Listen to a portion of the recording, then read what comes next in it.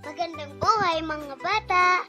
Tara, samahan ninyo akong matuto kasama si Teacher Aika, your online teacher. Please don't forget to subscribe, like, share, and hit the notification bell for more videos. Thank you! Revised K-12 Curriculum, Makabansa, Grade 3, Quarter 1, Lesson 2, Day 1. Ang ating aralin ngayong araw ay tungkol sa pagsasalaysay ng mga alamat na may kinalaman sa kinabibilangang komunidad. Muli, ako si Teacher Aika, ang inyong online teacher. Simulan na natin. Kasanayang pampagkatuto. Natatalakay ang mahahalagang tao, lugar at pangyayari na bahagi ng kasaysayan ng pook. Halimbawa, barangay, bayan, lungsod, lalawigan, rehiyon na kinabibilangan. Layunin na isasalaysay ang mga alamat na may kinalaman sa kinabibilangang komunidad. Narito ang ilan sa mga salita na may kinalaman sa kasaysayan. Panahon.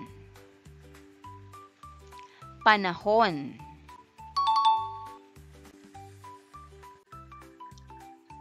Lugar. Lugar.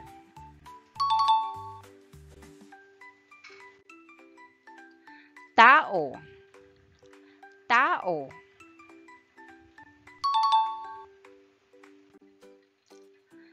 Pangyayari. Pangyayari.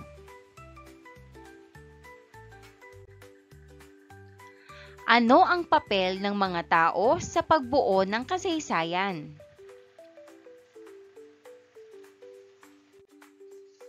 Paano nakaaapekto ang panahon sa isang pangyayari sa kasaysayan?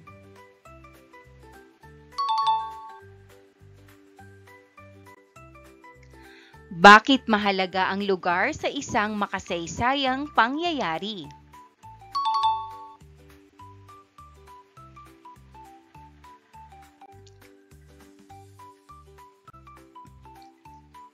Mga bata, ang mga alamat ay mga kwento na nagmula sa ating komunidad. Ito ay nagsasalaysay ng mga pangyayari o bagay na may koneksyon sa ating lugar at kultura. Komunidad. Ito ay isang pangkat ng mga tao na naninirahan sa iisang lugar. Sila ay may magkakatulad na kultura, paniniwala at kaugalian. Alamat. Ito ay isang uri ng kwento na nagpapaliwanag kung paano nagsimula ang isang bagay, lugar o pangyayari. Karaniwan itong may halong pantasya at may aral na taglay. Ito rin ay bahagi ng kulturang Pilipino. Tauhan. Sila ang mga karakter o personalidad sa isang kwento. Maaari silang tao, hayop o bagay na gumaganap ng mahalagang papel sa kwento. Tagpuan. Ito ang lugar at panahon kung saan naganap ang mga pangyayari sa isang kwento.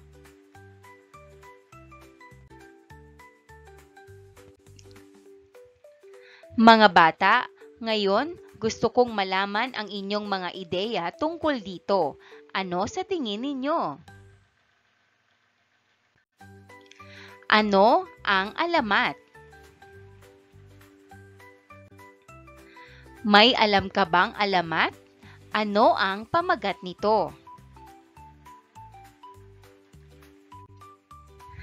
Paano nakatutulong ang tauhan at tagpuan sa pagbuo ng isang alamat?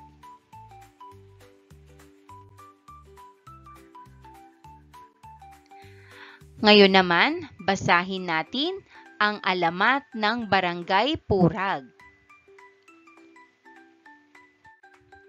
Noong unang panahon, may isang dilag na napakaganda na ang pangalan ay Pura.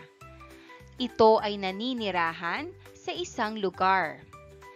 Dahil sa kanyang likas na kagandahan, ay umabot hanggang sa ibang lugar ang maraming binatang nanligaw sa kanya.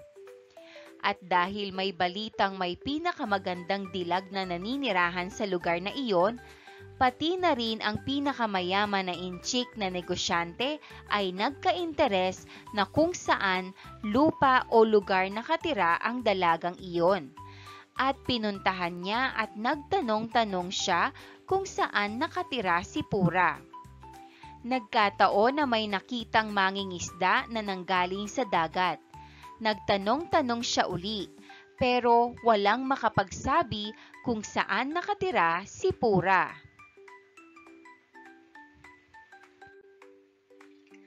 Dahil sa matinding pagod, nakatulog siya sa paghahanap. Paglipas ng maraming araw sa paghahanap ay narating niya ang lugar ni Pura at nagtapat agad siya ng pag-ibig dito. At sinabing kung sasagutin niya ito, ay ibibigay niya lahat ng kanyang mga kayamanan. Sinagot naman ni Pura ang manliligaw niyang si Jim, hindi dahil sa kanyang kayamanan, kundi bukal na puso nito at mahal siyang tunay at ang kanyang kabaitan. Pagkaraan ng buwan ay nagpakasal sina Pura at Jim. Nabalitaan ng mga manliligaw ni Pura at hindi nila ito matanggap. Dahil sa kanilang sobrang selos ay nagawa nilang patayin si Jim. At dahil sa pagmamahal ni Pura kay Jim, ay prinotektahan niya si Jim laban sa mga kaaway.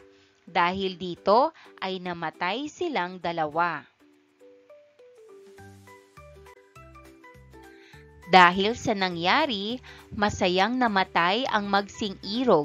Mula sa pangyayaring ito, tinawag ng mga tao ang lugar na Purag Jim. Sa paglipas ng panahon, ito ay pinaikli at naging Purag.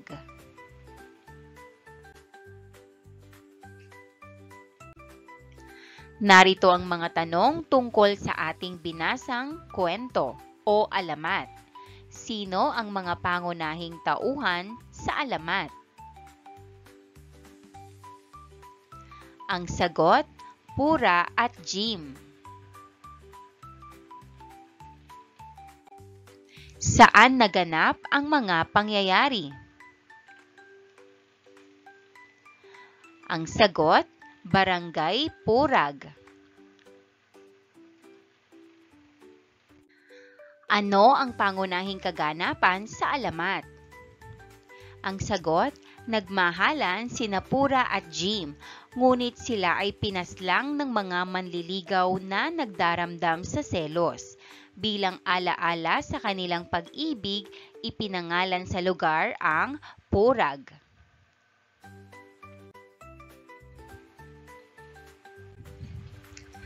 Kapag tayo ay nagbabasa ng kwento, alamat o ng kahit anong teksto sa Filipino, atin itong hinihimay-himay at pinag-aaralan ang mga tauhan at tagpuan na nakapagbibigay buhay sa istorya. Ang tauhan ang pangunahing tagapagganap o aktor sa istorya, at ang tagpuan naman ang nagbibigay lalim sa istorya sa pagpapamalas ng lugar at panahon kung kailan ito nagaganap. Sa pag-aaral ng kasaysayan, mahalagang maintindihan natin ang mga elementong bumubuo rito kagaya ng panahon, lugar, tao at pangyayari. Mga bata, ngayon pag-uusapan natin ang mga elemento ng isang alamat. May 4 tayong mahahalagang bahagi. Una, tauhan. Sila ang gumagalaw sa kwento. Kung wala sila, walang mangyayaring kwento. Sa ating alamat, Ang mga tauhan ay sina Pura, ang magandang dalaga, at si Jim, ang mabait na inchik. Pangalawa ay ang tagpuan. Mahalaga ang tagpuan dahil dito nangyari ang lahat. Dito nagkita, nagmahalan, at naganap ang trahedya sa buhay ni Pura at Jim. Nangyari ito sa isang lugar na kalaunan ay tinawag na Barangay Purag. Pangatlo ay pangyayari. Ito ang kwento ng kanilang pag-ibig at sakripisyo. Naghanap si Jim kay Pura, nagmahalan sila, pero sila'y sinaktan ng mga manliligaw ni Pura. Pang-apat, aral o mensahe. Pinakita sa alamat na kahit masakit ang wakas, naging makabuluhan ang alaala ni Pura at Jim. Ang tunay na pag-ibig ay hindi nakukuha sa yaman. Mahalaga rin ang katapatan at kabutihang loob.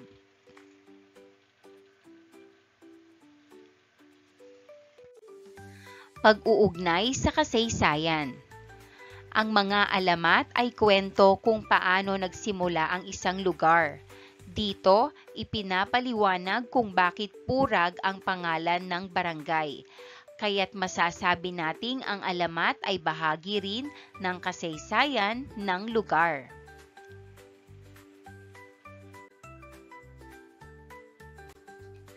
Pangkatang gawain. Mga bata, tapos na natin pag-usapan ang tungkol sa alamat.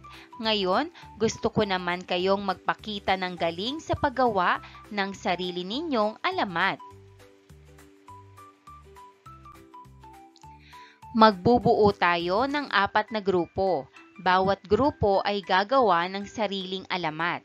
Ang kwento nyo ay tungkol sa kung paano nagsimula o nakuha ang pangalan ng isang lugar. Gamitin ninyo ang natutunan natin. Sino ang mga tauhan? Saan ang tagpuan? Ano ang nangyari? At ano ang aral? Tandaan, maaari kayong magdagdag ng mga salita kung kailangan. Huwag lalampas sa 15 pangungusap ang inyong alamat.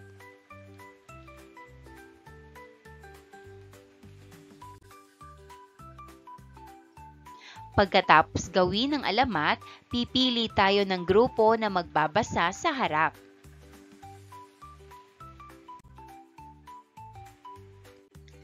Panuto, basahin ng mabuti ang alamat. Sagutan ang graphic organizer sa pamamagitan ng pagbibigay ng hinihinging impormasyon upang ito ay makumpleto.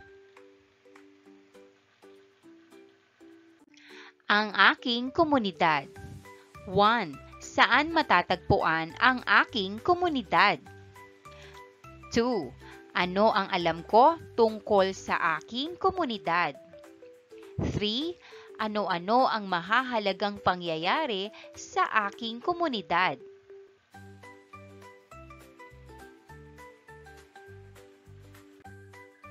Panuto, basahin ng mabuti ang alamat. Pagkatapos, sagutan ang mga tanong at bilugan ang letra ng tamang sagot.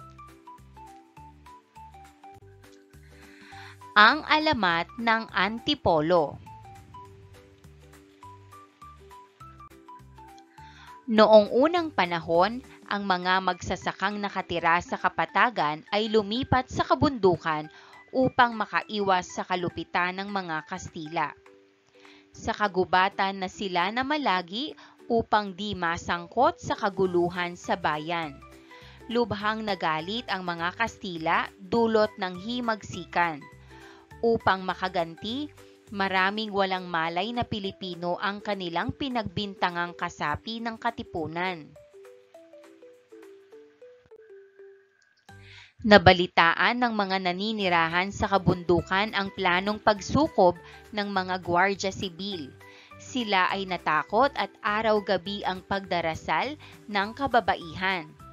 Isang araw, umakyat ng bundok ang mga Kastila.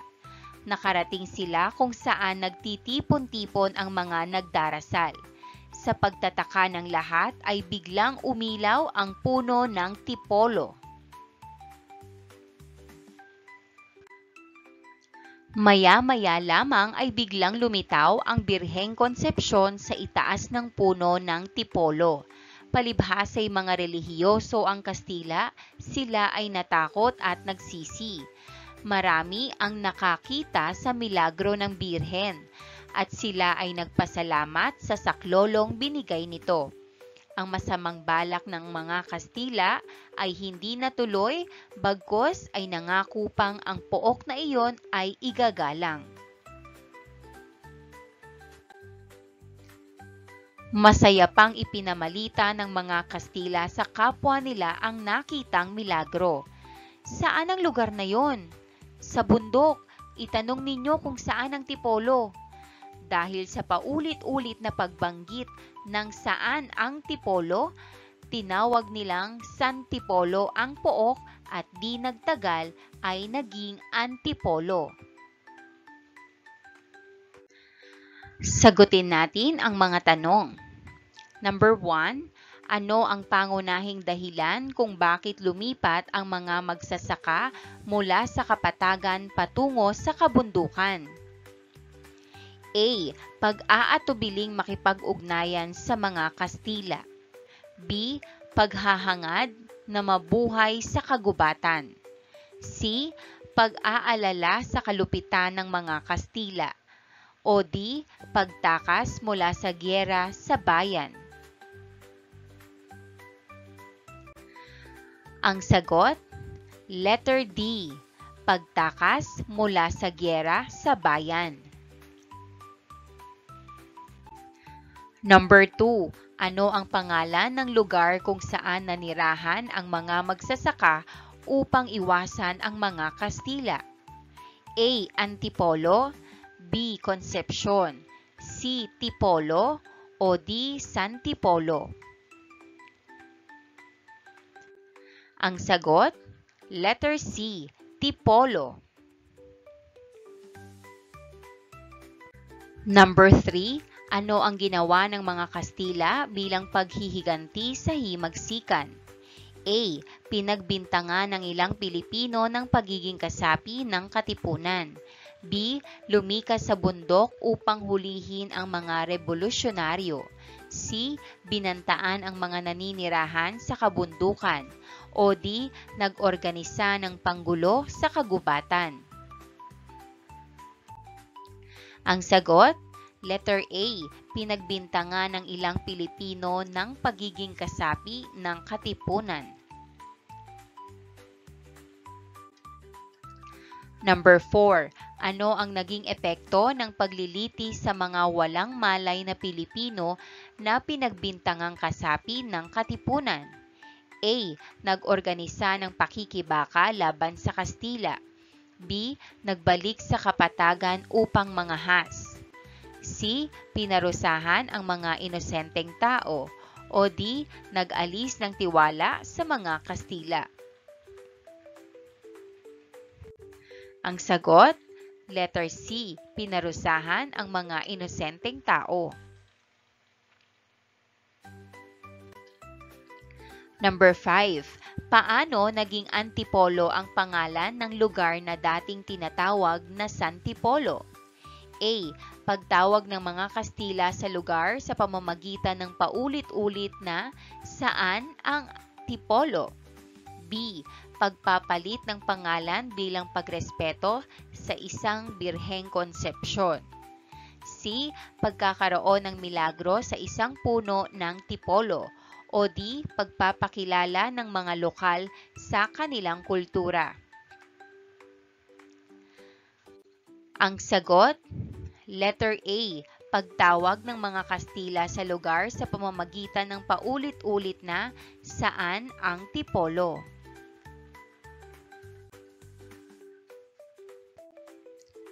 Mga bata, Bukas, magdadala kayo ng drawing, larawan o painting ng mga tao, lugar o pangyayari na mahalaga sa inyong barangay o komunidad. Maaaring ito ay guhit nyo o larawan na hiningi sa bahay. Gagamitin natin ito para gumawa ng picture gallery sa klase bilang bahagi ng ating aralin. Pwede kayong humingi ng tulong kina nanay o tatay. Huwag kalimutang dalhin bukas ha!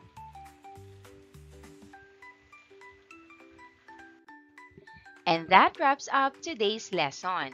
If you enjoyed this video and want to see more content like this, don't forget to hit the subscribe button and ring the bell so you never miss an update. Thanks for tuning in.